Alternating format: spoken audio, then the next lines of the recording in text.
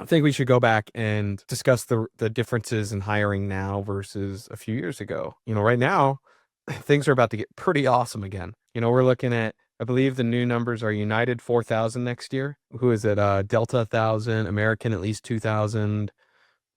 Southwest, depending on the max. They're starting to hire now. Man, if that max gets approved, it's gonna be a couple more thousand. Frontier's hiring. Frontier's hiring. I think Allegiant's gonna start hiring again. I heard a rumor. So I can't confirm that though. someone said JetBlue is going to start hiring end of next year for their A220s. I saw that. I don't know how true that is, but I heard at LPA they said that. Like going back to what we were just talking about, which was, the old timers suffering.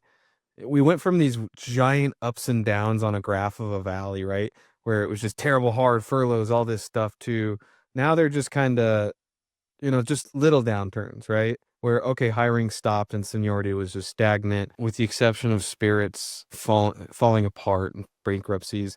Everything else was just kind of status quo. It just wasn't going anywhere. And now all of a sudden, boom, now it's taking off like crazy again. We're going to see a ton of seniority movement in 2026. Tons of hiring. All the guys at the regionals and LCCs, ULCCs, they're all going to be going off to the big three.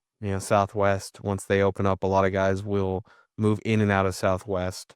Attrition is starting to peak at, I believe, United and American, and Southwest is picking up as well. It's going to be a ton of movement. So I know John wanted to mention, is it worth doing it today? Personally, I think, yeah, we're about to see a nice big boom again. If you're already in the pipeline, that's great. Keep your hours going. Get them wherever you can. Like we said on the last few episodes, if you can get in the right seat of a turbine engine airplane, now's the time to do it, because that'll put you above the pack for hiring. You might see some lower minimums again at the regional. Well, definitely the regionals, they'll take you at 15.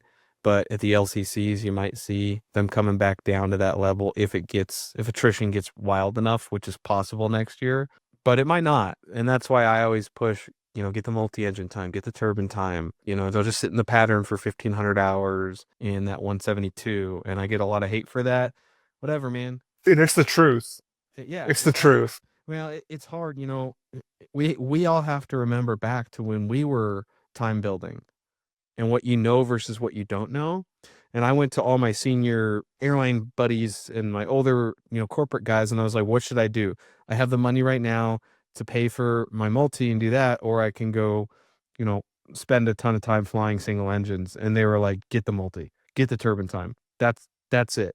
And that was the best advice I ever got, because then I was able to get into all the corporate jobs I got because I had that time. You just look different on a resume. When you're the same 1,500-hour CFI in that stack on that recruiter's desk, you're just another number to them. When they pull your paper out of that stack and they're like, oh, wow, this guy has, 500 hours of King Air time. Doesn't matter if it's the right seat or not.